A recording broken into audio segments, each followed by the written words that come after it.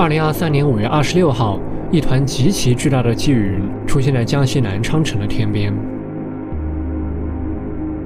它的云团不断向上翻滚、膨胀，宛若火山爆发的场景。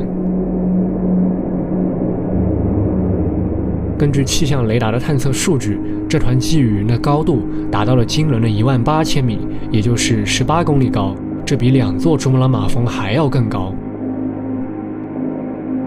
大多数积雨云实际上都代表着雷暴天气，在它的下方可以带来强风、暴雨、冰雹，甚至是龙卷风这样的极端天气。